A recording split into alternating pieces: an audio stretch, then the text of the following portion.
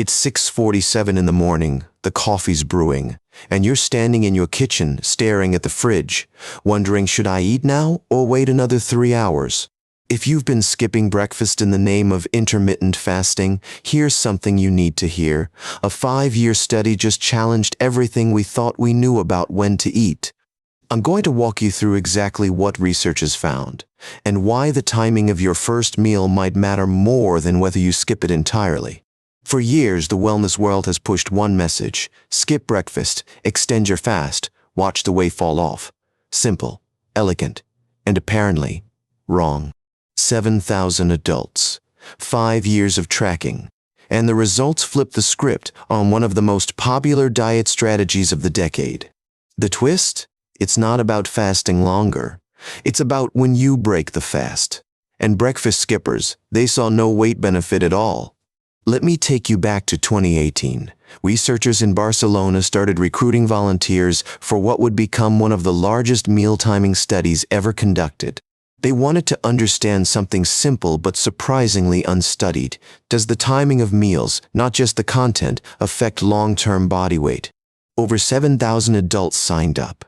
Ages 40 to 65, regular people with regular jobs, regular schedules, and regular eating habits that varied wildly from person to person. The researchers tracked everything: what time people woke up, when they ate their first meal, when they finished their last bite of the day, how long they fasted overnight. Then they waited 5 years, checking back in 2023 with more than 3,000 of the original participants to see what had changed.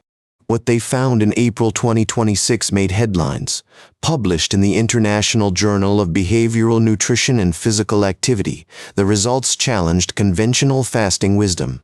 Adults who extended their overnight fast and ate an early breakfast had consistently lower BMIs over the 5-year period. 2 habits, measurable results. But here's the part that surprised everyone. Participants who practiced intermittent fasting by skipping breakfast, they showed no weight advantage whatsoever. The researchers put it bluntly: in a subgroup of men who skipped breakfast as their fasting strategy, no effect on body weight, none. So what's going on? Why would extending your fast overnight help, but extending it into the morning hurt? The answer lies in something called your circadian rhythm, your body's internal clock. It doesn't just regulate sleep, it regulates everything, including how you process food. When the sun comes up, your metabolism wakes up with it. Insulin sensitivity peaks in the morning. Your body is primed and ready to process calories efficiently. But as the day goes on, that efficiency drops. By evening, the same meal requires more insulin to process. Your body stores more, burns less. This is chrononutrition, the study of how meal timing affects metabolism based on circadian biology, and it's been quietly reshaping how researchers think about weight. The ISGlobal team found that eating earlier in the day aligns with your body's natural rhythms, better calorie burning, better appetite regulation, all because of timing. And here's where it gets practical. The optimal approach wasn't complicated. Finish eating earlier in the evening. Eat breakfast within an hour or 2 of waking up. The researchers suggested aiming for a 12 to 14-hour overnight fast that ends with an early breakfast, not one that extends into late morning or afternoon. Think about it this way: your great-grandparents didn't have a name for this. They just called it breakfast, literally breaking the overnight fast when the sun came up. Somewhere along the way we got clever. We started skipping that meal, thinking we'd outsmart our biology. But biology, it turns out, isn't easily fooled. Now, to be fair, this doesn't mean intermittent fasting is useless. A 2026 Cochrane systematic review looked at the evidence comprehensively. What they found: intermittent fasting works about as well as traditional calorie restriction. Not better, not worse, just different. An alternative approach that works for some people. The Barcelona study adds nuance to that picture. It suggests that if you're going to fast, the when matters enormously, and breakfast isn't the meal to skip. The study also revealed interesting gender differences. Women in the study generally had lower BMIs, followed the Mediterranean diet more closely, and were less likely to drink alcohol. But across all groups the pattern held. The combination of a longer overnight fast and an earlier breakfast predicted better weight outcomes 5 years later. So what does this mean for you? Here's what the research suggests you might want to consider. First, and this is the big one, try finishing dinner earlier in the evening. The research points to stopping food intake about 3 hours before bed. If you sleep at 10, that means wrapping up dinner by 7. Second, and this might feel counterintuitive if you've been skipping breakfast, consider eating your first meal within an hour or two of waking up. This doesn't have to be a huge meal. Even something small tells your body, we're awake, we're fueled, the metabolic day has officially begun. Third, if you're practicing intermittent fasting and it's working for you, consider shifting your eating window earlier. A 7 a.m. to 3 p.m. window might serve you better than noon to 8 p.m. The key insight from the study is alignment. You're not just eating less or fasting more, you're eating when your body is optimized to handle food. Now, I want to be honest about the limitations here. This was an observational study. It shows correlation, not causation. People who eat early might also have other healthy habits. And bodies are different.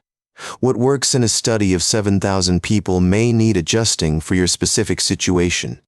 That's a conversation for you and your healthcare provider. But the pattern here is worth paying attention to, and the advice is surprisingly simple. Eat earlier, fast through the night, break that fast in the morning. It's not a revolutionary diet. It's not a complicated protocol. It's essentially what your grandmother did, eating when the sun was up and resting when it went down. The researchers concluded that meal timing should be considered alongside nutrition quality when discussing weight management. It's not just what you eat, it's when. Here's a practical approach you might try. Start by tracking when you currently eat your first and last meals of the day. Just observe for a week. No changes yet. Then, gradually shift dinner earlier by 15 minutes each week. And if you've been skipping breakfast, experiment with something small first thing in the morning. Remember, everyone's body responds differently. What works in a controlled study may need adjusting for your life, your schedule, your health conditions. Consult your doctor before making changes. This research joins a growing body of evidence on chrononutrition. Scientists are increasingly realizing that our bodies aren't just machines that process fuel. They're rhythmic systems that operate on schedules. And when we eat out of sync with those schedules, late-night snacking, skipping morning meals, eating our biggest meal after dark, our metabolism takes the hit. The good news, resetting that rhythm doesn't require extreme measures. You're not overhauling your entire diet. You're just shifting when you eat what you already eat. And if you've been committed to intermittent fasting and skipping breakfast, this doesn't mean you have to abandon the practice entirely. Consider reframing it. Fast from dinner to breakfast, not from breakfast to dinner. The 12 to 14-hour overnight window still gives you the fasting benefits without fighting your circadian clock. The practical takeaway is this. If you want to experiment with meal timing for weight management, consider front-loading your calories earlier in the day. Let evening be light. Let morning be fuel. If this kind of research interests you, the intersection of timing, metabolism, and how our bodies actually work, hit subscribe. We dive into evidence-based health strategies like this every week. The Barcelona study tracked people for 5 years. That's not a quick fix promise. That's long-term patterns revealing long-term outcomes. The kind of evidence we can actually learn from. So here's where we land. You don't need to revolutionize your diet. You don't need exotic supplements or complicated protocols. You might just need to do what humans have done for thousands of years. Wake up. Eat breakfast. Stop eating a few hours before bed. Let night be night. The science is catching up to something ancient. Your body has a clock. And maybe the best thing you can do for it is simply eat on time. Thanks for listening. I'm your host at Better Health Faster. Take care of yourself. And remember, real change happens one meal, one morning, one small decision at a time.